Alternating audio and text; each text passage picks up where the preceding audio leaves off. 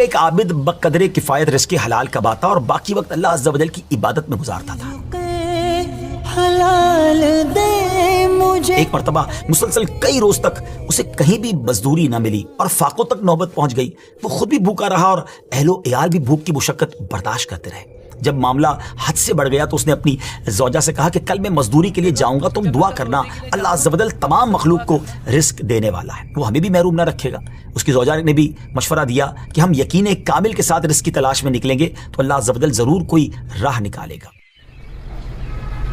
صبح سویرے وہ عابد اللہ عز و جل کا نام لے کر مزدوری کی تلاش میں نکلا اور وہ بھی دوسرے مزدوروں کے ساتھ جا کر بیٹھ گیا۔ جن لوگوں کو مزدور کی ضرورت ہوتی تھی وہ مارکیٹ سے جا کر مزدور لے آتے تھے۔ اس نے دیکھا کہ ایک ایک کر کے سارے مزدور چلے گئے مگر اس کو کسی نے کام پر نہیں بلایا، اس کو کوئی مزدوری نہیں ملی۔ جب اس عابد نے یہ صورتحال دیکھی تو کہنے لگا کہ اللہ عز و جل کی قسم، میں آج اپنے مالک حقیقی کی مزدوری کروں گا، یعنی عبادت کروں گا۔ چنانچہ وہ دریا پر آیا اور وضو کر کے نوافل پڑھنے لگا۔ رزق حلال دے مجھے اے بے سارا دن اسی طرح رکوع و سجود میں گزار دیتا۔ شام کو جب گھر پہنچا تو اس کی بیوی نے پوچھا کیا کسی کے ہاں تمہیں مزدوری ملی؟ اس نے جواب دیا ہاں، میں نے تو آج بہت کریم مالک کے ہاں مزدوری کی ہے، اس نے وعدہ کیا ہے کہ وہ مجھے اس مزدوری کا بہت اچھا بدلہ دے گا۔ دوسری صبح دوبارہ یہ عابد مزدوری کی صف میں کھڑا ہو گیا، کسی نے اس کو مزدوری کے لیے طلب نہیں کیا، باقی لوگوں کو وہ لے جاتے گئے، پھر اکیلا رہ گیا۔ اب اس نے سوچا کہ پھر آج میں اللہ عز و جل کی عبادت کروں گا، پھر دریا کنارے جا کر عبادت کرنے لگا۔ اور جب شام واپس گیا تو بیوی نے پوچھا کہ آج تمہارے مزدوری تمہیں ملی، کچھ پیسے لائے؟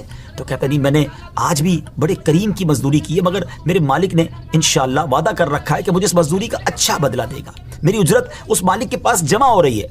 اب فاقوں کی ماری زوجہ ہے، گھر والے میں بھوک ہے، وہ یہ بات سن کر جھگڑنے لگی شوہر سے کہ کئی دن سے فاقے چل رہے ہیں، بچوں کی حالت ایسی ہو گئی ہے کہ دیکھی نہیں جاتی، ہم میں سے کسی نے بھی کئی دنوں سے ایک لقمہ نہیں کھایا اور تم جس مالک کے مزدوری کر رہے ہو اس نے تمہیں آج بھی تمہاری اجرت نہیں دی ہے، اس طرح کیسے گزارا ہوگا؟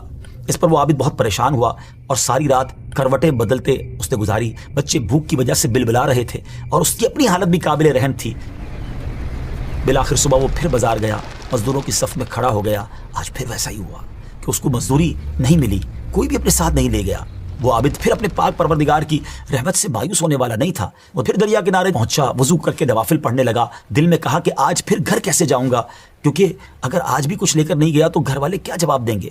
لیکن اب وہ جب گھر کی طرف جانے لگا اسی ٹینشن میں تھا کہ بات کیا کروں، لیکن جب دروازے کے قریب پہنچا تو اسے کھانے کی خوشبو آنے لگی۔ وہ حیران ہو گیا، لگتا ہے میں کسی اور کے گھر میں تو نہیں جا رہا ہوں، میرے گھر میں تو کچھ بھی نہیں ہے کھانا پکانے کے لیے۔ لیکن جب دروازہ کھٹکھٹایا تو گھر کے اندر خوشی کا سما تھا، گھر والے خوشی سے باتیں کر رہے تھے۔